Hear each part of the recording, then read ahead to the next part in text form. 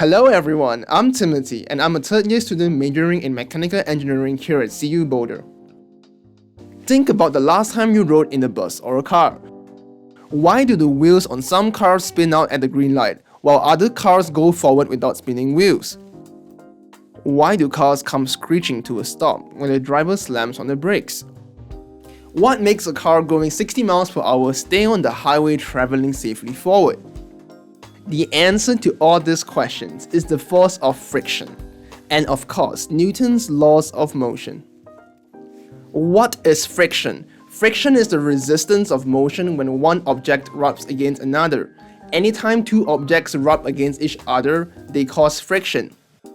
Engineers need to understand the force of friction so that they can design safe roads, tires, cars, and brakes. Engineers also try to reduce the force of friction between moving mechanical parts so that they will last longer. When the car's tires start to turn, the friction between the road and the tires make the car begin to move forward. Similarly, when a car is going around a corner, the friction between the road and the tires keeps the car from sliding off the side of the road. Think about Newton's first law. Without the force of friction, the car would tend to go in a straight line, straight off the road. When a car slows down, the friction between the road and the tires helps to bring the car to a stop as the wheels slow down. It is the friction between the wheels and the brake pads that causes the wheels to slow down. Obviously, friction is a very important force when you are riding in a car. Imagine that there was a lot less friction between roads and tires. Pretend that there was the same amount of friction as there is between your shoe and ice if you walked across an ice-covered lake. What would happen?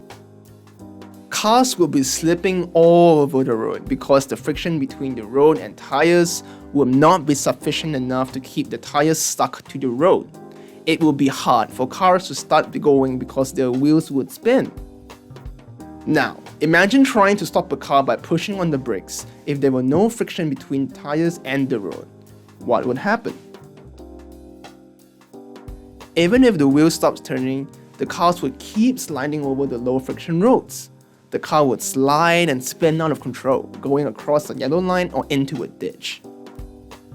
Sometimes when it rains or snows, the friction between tires and the road can be greatly reduced, and there is a danger of the car sliding.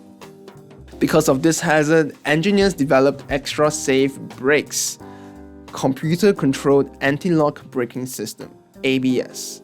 Because these ABS brakes are computer-controlled, they can sense what each wheel is doing at all times.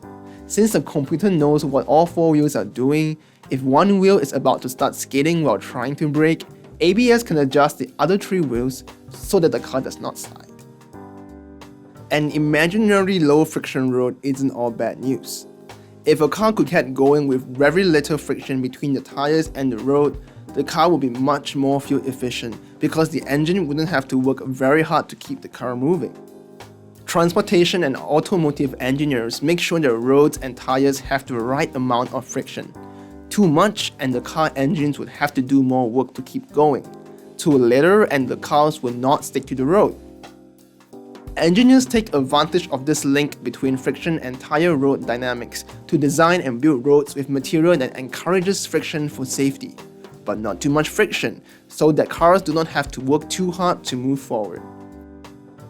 In areas where there is a lot of snow, some people use special tires with metal studs because the metal studs poke into the snow and ice, creating more friction than rubber alone.